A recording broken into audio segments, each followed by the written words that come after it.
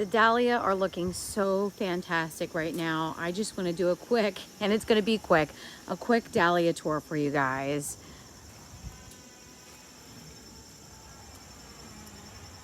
So this is Cafe Au Lait Royal.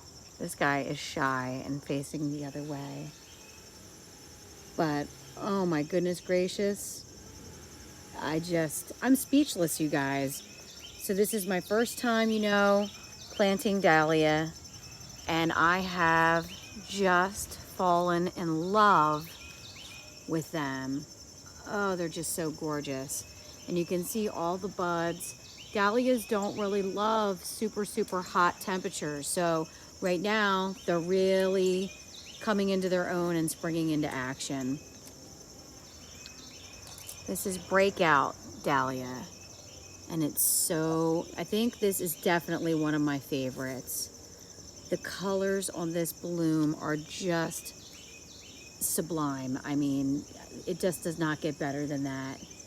I come out here and I'm honestly just shocked and amazed. This beautiful one here, that's Cafe Au Lait.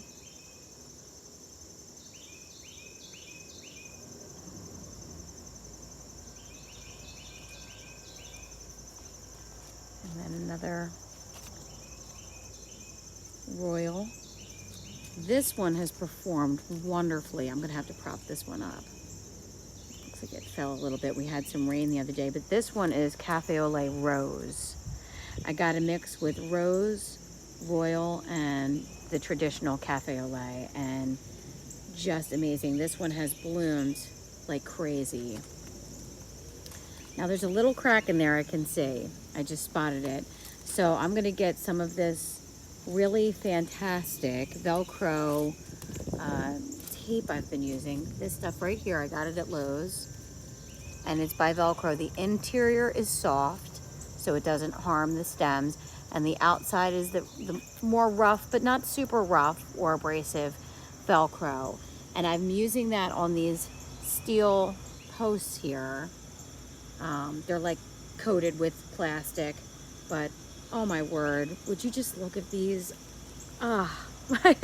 They are just spectacular. I'm just blown away.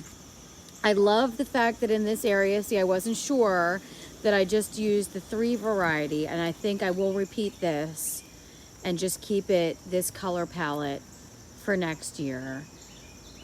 I really like the soft tones together. And this is the Cafe Au Lait. This one's a spent bloom. I'll need to remove that one. But the color is just amazing. I'm just amazed. You'll see this one here snapped. These guys are really top heavy. So I think if I adjust that, I might be able to save it. Hold on, I'm gonna do that right now. If I remember, I will come back and secure this one a little bit better later, but you'll see, I just wrapped it around. I got a leaf stuck in there. That's okay. I just wrapped it around, and I've been able to save a couple of these that have cracked by just securing them back up again. There's so many more buds and blooms, I don't want to lose it, so I try at least. But if you haven't tried dahlia, please do yourself a favor and try some. I've been over the moon, just, I don't know, speechless at how pretty. I never ever expected it. I saw them in other people's gardens last year, and I thought, well, I can never do that. I can't do that. Like, they're magicians, and I am not able to do that. But I gave it my best, and I have been more than pleasantly surprised.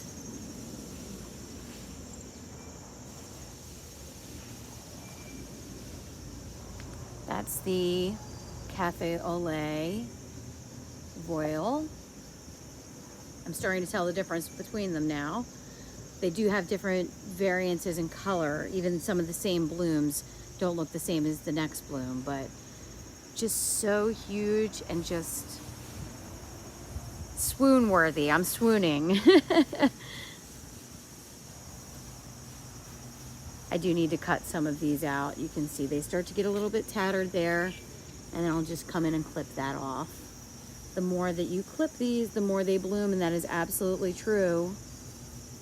I will see how this one's leaning a bit. I'll pull that back to the post with some more of the Velcro later today. But if you get good sturdy posts in here, you'll be good.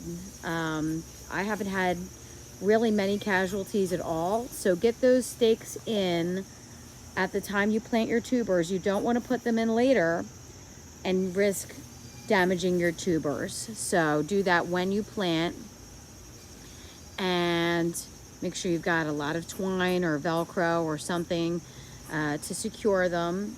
And I've used that Velcro tape for all of these. It's worked out really good. So I have them kind of individually staked.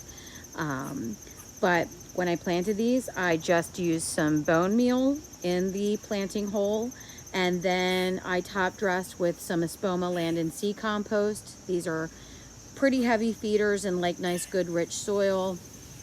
So I did that, and about once, maybe every other week, I'm not going to say every week, about every other week, I've come in with a low nitrogen fertilizer, like a fish emulsion fertilizer. Make sure it's low in nitrogen, and I've just done that every other week. If you give these something with too much nitrogen, you're going to have a lot of green leafy growth and not a lot of blooms. So keep that in mind, but that's really it. And I've been just completely thrilled. Oh, my little scarecrow. That's from Plow and Hearth. So you'll be seeing more of that for sure. Super cute. I'm gonna put a candle inside the head so it'll flicker at night. It's a little early, but I have things set up, to share with you guys, maybe give you guys some ideas. I do know that Plow and Hearth said he's temporarily out of stock, was flying off the shelves, right? Sorry, I cannot resist. But hopefully they will have more in at the end of September, early October. They're hoping for that. Anyway, that's all. Thank you for joining me on this very quick Dahlia tour. I couldn't resist because it was so breathtakingly beautiful.